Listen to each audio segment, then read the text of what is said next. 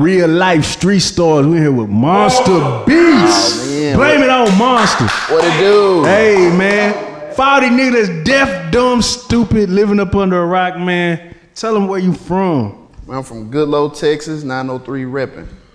Goodlow, Texas, 903 reppin'. Hey, man. I'm not gonna lie, man. I always thought you was from Dallas, man, because I remember the first song. I was in the studio. I heard it was Lil B. Got a big old, Yeah. and I heard that Monstah Beatz, and that beat was so crazy, man. Yeah. How long have you been producing, man? Been producing since I was like 15. I'm 31 now. That's live. Yeah, so it's been a minute. So how did you tap in with the Dallas market? How did that even happen? Actually, I was with a group called 45 South, and I tapped in with them with my ex. She had met him at a store and told him I made beats. And that was like my little pathway to get to the Dallas scene. But after that, that's when I ran into DJ Deuce at a gas station in Cedar Hill. And he was passing out CDs, and I passed him a beat CD. And ever since then, me and Lil Bieber linked up, because that's when he was up under DJ Deuce. So that's how I really broke into the Dallas scene. Now, when did you first discover your sound? Like, a lot of producers, you know, they play and but when did you know, like, I'm a producer, like, this is what I want to do, I want to pursue this? All right, so, well, in school, you know, you always had the people gathering around rapping, and I tried to rap, but I was always the nigga, yeah. I was always the nigga beating on the table, so I was doing the beats on the table. And that was like elementary school, so as time progressed, I was like, man, I really want to make some beats. Yeah. And then shout out to my guy Buggy, he from Mississippi, he came down with the program, the FL, and ever since then, I was like, this is what I want to do. I don't even want to rap no more. I want to do this. So a lot of people don't know, I used to make beats too, right? And I was the guy beating on the table. What was your go-to on the table beat? Mine was Aaliyah. The doom, doom. Yeah, mine was the Clips. Oh, yeah, grind it.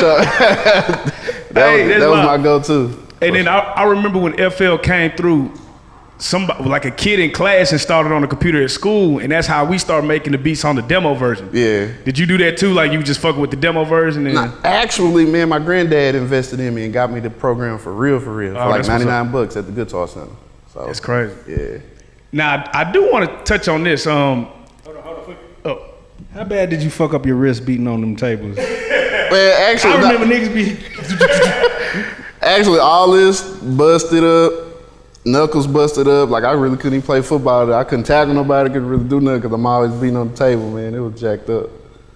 So I do see that, I know you're very religious, you know, and you do play the drums at church. How much would you say that helps influence your beats, you know what I'm saying, as far as like, because you got some of the craziest bass lines and hard-hitting beats out here, you know what I mean? How much does that help with, it helps a lot, really, because like once you're playing drums, you're not really making you're not in a key, you just really banging on the drums. So you have to really be in tune with the bass player, the piano player, the organ player.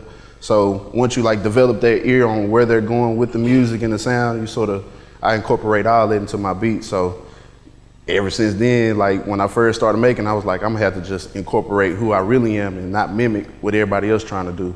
So ever since then, I've just been getting it, and that's been my sound, and everybody's just been messing with it. Now, being that you are in the church, have you ever felt like, you know, have you ever had that internal struggle of like, do I really want to do this? Do I really want to? All the time. Even probably about like 2 years ago, I had that problem. You know, struggling like, do I really want to be in this realm doing this and still being active in church? But at the same time, it's like God gave you the gift, so I had to get in and run with it. Now, I'm not gonna lie, I would love to hear like a gospel record on them hard Monstah Beatz. Like a Monstah Beatz track with a gospel artist, that'd be crazy. Too crazy. I actually sampled the Clark sisters before they even did this little buyout battle. Oh, that's crazy. That's crazy. Now, I do want to touch on, you've been making a lot of waves out here. You just produced Headlock, the single with Headlock. For sure. That's like my shit. Yella Beezy featuring Young Thug. Did you know Young Thug was gonna be on the song when you did it? Not at all. How did you receive that information? Actually, Bud. Shout out Bud Beatz. That's my guy. Man, you and Bud Beatz been going crazy here. Both of y'all just got a lot of shit. Y'all been working real hard, man. Bud Beatz, that's my dude. He really just keep me informed on a whole bunch of things. Not too informative, but like keep me on edge, like for real. You know what I mean? So when that record came about, he sort of like, man, got something for you. So I'm like, yeah. Now I will say that Headlock dropped like right before the pandemic hit, and in the pandemic hit, I feel like that record probably would have been way bigger had the pandemic not hit. For you, like, how's the pandemic either helped or hurt your hustle? Actually, it made me more productive on the beats. You know what I'm saying? Like, you being a producer and me being a homebody, like, I don't really get out much. I just be cooking up all the time. So it really didn't affect me. It just really made my grind go up 10, 100 notches. So I just been creating every day. So it's really done helped me out. And big blessings been coming out of it as well. So I can't complain with it. Now you're signed to Yella Beezy with a production deal, correct? Mm-hmm. What made you take that? Really, it was a dry spell for me, especially after my boy Starz passed away. So it was like a real big dry spell. So I really didn't know what to do, because that was really like my guy, and we was really working together, especially on Why Not Hustle. So, and then the record with Ross didn't do exactly what I felt it should have done or could have done. So when he passed, it was just like it was real crazy. So what made me sign with Yella was he presented an opportunity, and we conversed. We was going back and forth, and it was just like, all right, I'm with it. I'm with whatever right now. You know what I mean? Not on no desperate situation, but it was just like, this is gonna really be a good look for me. Yeah. And I think it's just dope, you know, because, you know, me growing up in Dallas, to see an artist in Dallas rise to the top and then reach back and grab his people, I think that's fire. You know what I'm saying? You did also produce well over half of the Yella Beezy and Trap Boy album that just came out. How was that experience working with them? Because I think we all seen that coming. Eventually they were gonna drop an album. Yeah. And the singles are crazy, the two singles they put out. How was that working on that album? Yella hit me up and was like, say, we need some of that Texas for sure. And I was like, that's right in my alley. Man, and you really captured the Texas sound in that. Is that something is it something you try to do, or is that just natural? That's just natural. That's just what I grew up on. I feel like sometimes, well, as the years went by, I feel like Texas lost their identity with the sound. Facts. And I feel like I'm bringing that back to the table. I'm bringing that sound. Even with Keith, when he produced the record on there, it's just like you can just hear it. It's just Texas all over it. Now, I will ask this question. A lot of Texas artists, when they get on, they like start going to like Atlanta producers or different producers, right? And they don't capture that Texas sound. Why is that, do you think? Is it just more name recognition? Because you'll see them come up with a sound and then just abandon the sound. Yeah, they just following the trend, I guess, and they just not real confident in what they doing and what they bring to the table, which brought them in, excuse me. But I'm gonna stick true to who I am and where I'm from, because that's the only way you gonna stick out. Like, if I didn't do that and then have my tag on it, I'm pretty sure a lot of people, and not trying to toot my own horn, but a lot of people will know that's Monstah that made that, because it really sounds like Texas. You'll hear an organ, you'll hear a bass guitar, you don't hear a whole bunch of claps, you hear some snares, you hear all this, and it's like, that's Texas. So, yeah, a lot of them just try to chase that trend, chase that wave, and you can't be doing that. Now, prior to this, I always ask this for producers, right? Do you chase the hit or the placement, if you will, like the big name placement, or do you work with the artist and try to bring them up? It seems like you've done both. You know what I'm saying? What is the better method in your opinion? I think you work with the artist that's, low-key bubbling, that's making his name for himself. But also, when the opportunity presents itself to work with somebody big that is a hit maker, you gotta hop on it. You gotta do what you gotta do. But it's always to have that good foundation and lay that groundwork with an artist that's on the rise. That way, you have that trust and that partnership with that artist. So when they do blow, you automatically the go-to guy for them, because you help them build their sound. Now, are you the type of producer that has a catalog? Like, you say you got somebody wants to get some beats from you and you pull out the catalog, or do you like to work on the spot? Sometimes on the spot, but I got a catalog full of everything for every artist, for every genre. So I don't just like work on trap. I don't work on like R&B. I work on it all. Like I do, if I do 5 beats a day, I'm doing 2 rap, 2 R&B, 1 pop. You know what I mean? I'm doing it like this. Now, what is a genre that you love doing that's not rap? EDM. EDM. Yeah. I need to hear that shit. Speaking of being versatile, I set up the me and my boy Mr. E set up the Keys on the Track versus Monstah Beatz. Yes, sir. And a lot of people didn't know which way to go with that battle. It was such a close battle. But one of the beats that stuck out to everybody was that, like you said, the Texas church type beat. You know what I'm saying? Even my homeboy called me like, bro, Monstah crazy with the beat. Like, Yeah, I appreciate you know what I'm saying? For you, you know what I'm saying? You being a Texas native, do you collaborate with other producers out here, or how does that work when it comes to just linking up? I collaborate. It's like a close-knit brotherhood that I have with certain producers. Shout out Meezy, Keys on the Track, Bud, of course, and it's just a whole bunch of other producers. But I'm willing to work with anybody, but those that I know that can bring that Texas sound to like full force, that's who I really go to and I work with. And another thing that you highlighted is you did highlight I think it was like a pop beat that you debuted, and it really threw people off because I don't think they knew that you could go that far. Yeah. What are some of the beats that you have? Because I know every producer has that stash where it's like, I can't wait to show it, but you don't necessarily have an artist to bring it out of it yet. Right. What is a genre of beat that you know is crazy, but you just don't have that artist for it just yet? That, especially with that battle, that was crazy. I had sampled that Daft Punk, and a lot of people don't know about Daft Punk. Daft Punk is But one of my favorite producers, Kanye West, had sampled Daft Punk. So I looked into it. So really in that realm, I guess the pop realm. So that's like the one I'm like, shh. When it come down to it, I got it. I got it for sure. Now, if you could work with one pop artist, who would it be? I like Justin Bieber, man. Justin Bieber? You think he still got it? I think he still got it. The album that he just released, I got that on my playlist. Man, he killed me with that mustache for a long time. Man. I just stopped taking The him serious military altogether. mustache, right. Yeah. Now, when you are making a beat, right, and you're making it for a particular artist, and do you take any type of creative criticism, or do they gotta just let you do you? I do me first, and then I present it.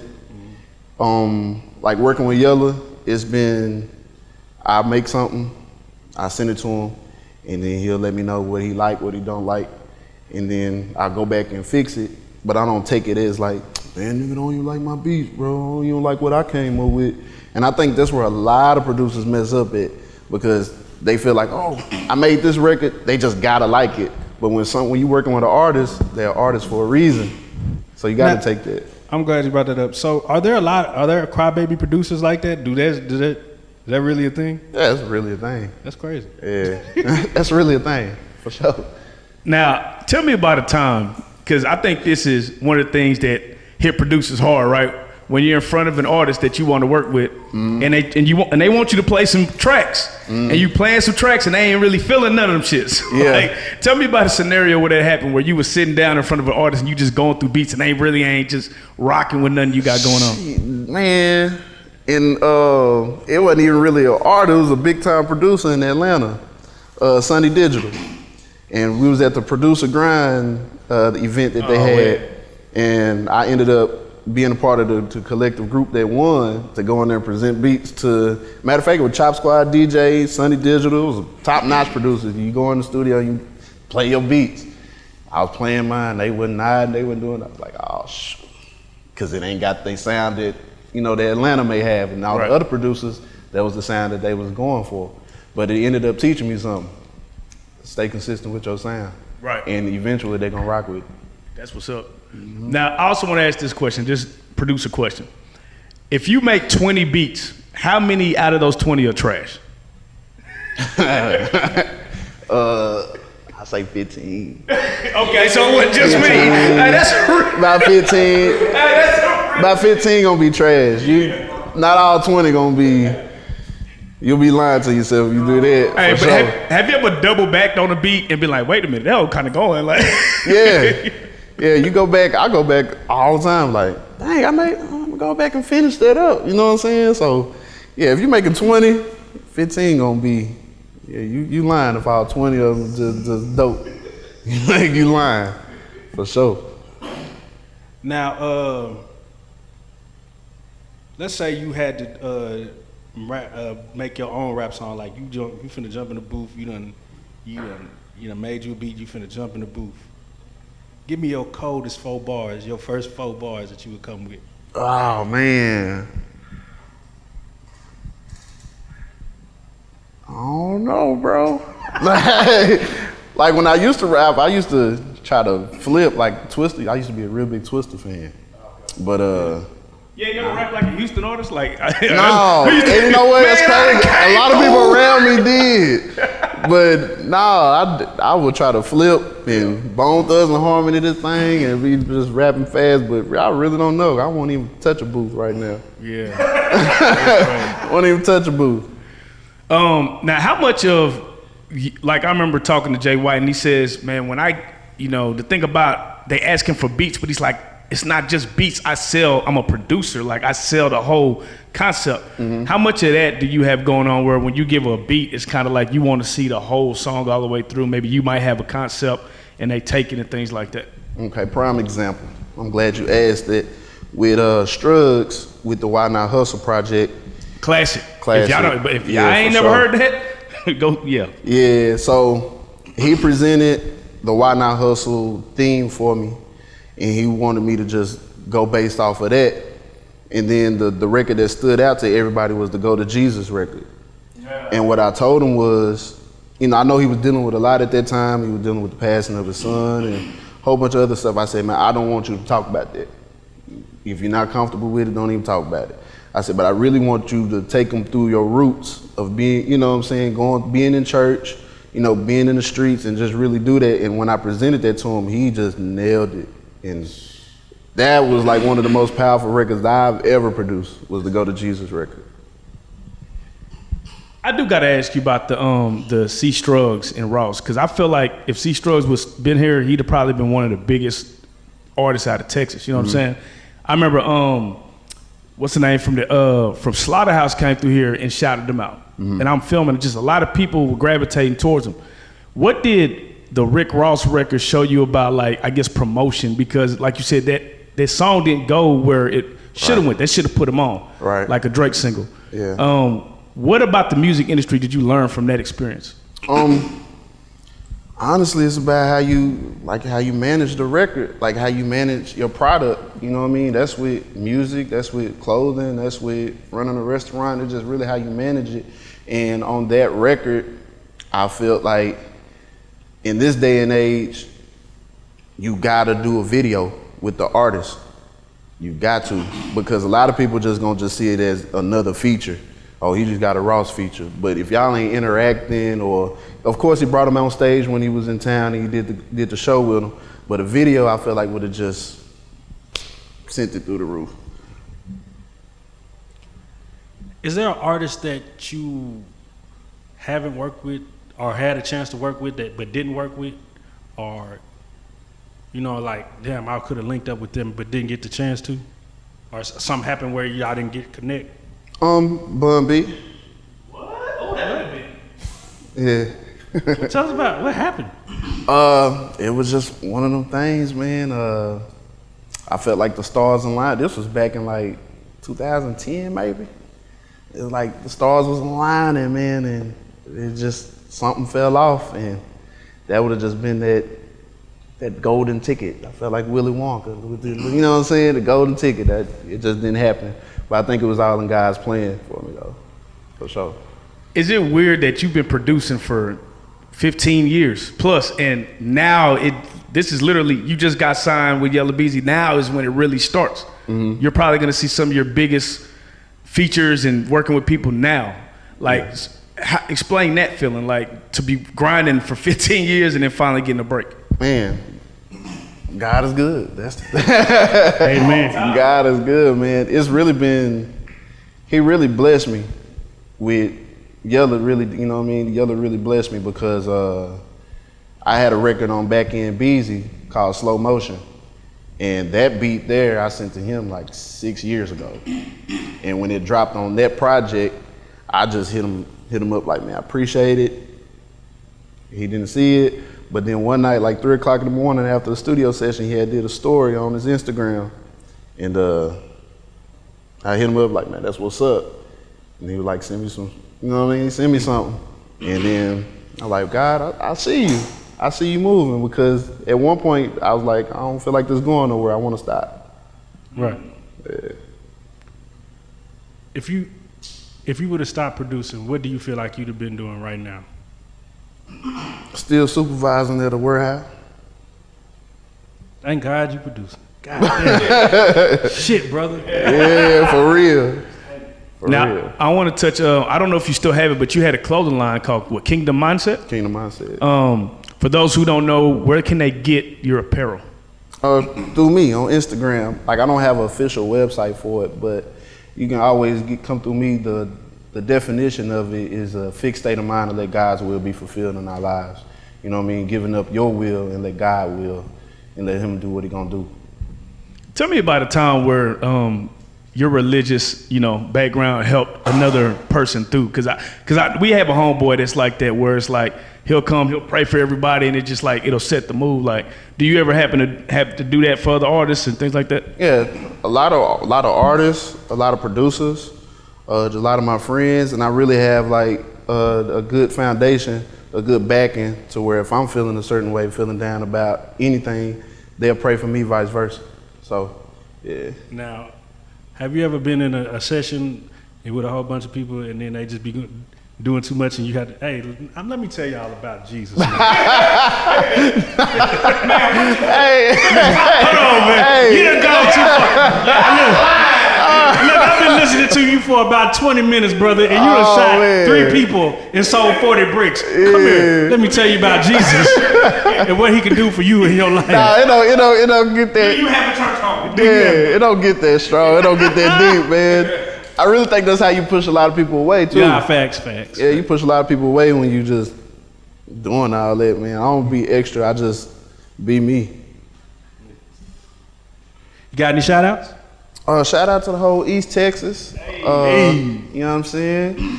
Yella Beezy PMG. If you ain't gonna stream that Headlock, keep it keep it in the streets. I'm my brother's keeper. Shout out to Meezy, Keys on the track.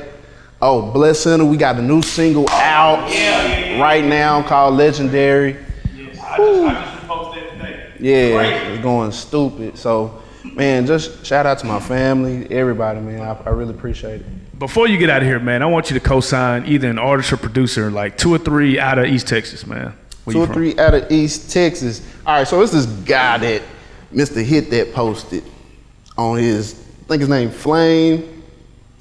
Real dope. Want to shout out B Love. She's a poet from East Texas. And then want to shout out to my brother New Money. New Money is also from where I'm from, and he coming out with an album real soon. So shout out to New Money. Amen, amen. Oh, also Young Hood. So if y'all didn't know, Young Hood, of course, count. Yeah, Young Hood. And for anybody who want to get in contact with you for any booking, not bookings, but any type of production work or anything like that, how would they do that? Instagram, Monstah Beatz, MonstahBeatz, or you can call me, text me. I'll give you my number now, 469-245-9677. Hit me up. But check it out though. Do not call this man if you do not have a bag on you. Please don't. Please don't. Don't waste my time. Please. We ain't got no time to waste. Blame it on Monstah Beatz, man. You a crazy man with this shit, man. We love everything you doing, brother. Black excellence in the building, brother. Monstah Beatz. You are a real life street star. Man, I appreciate y'all.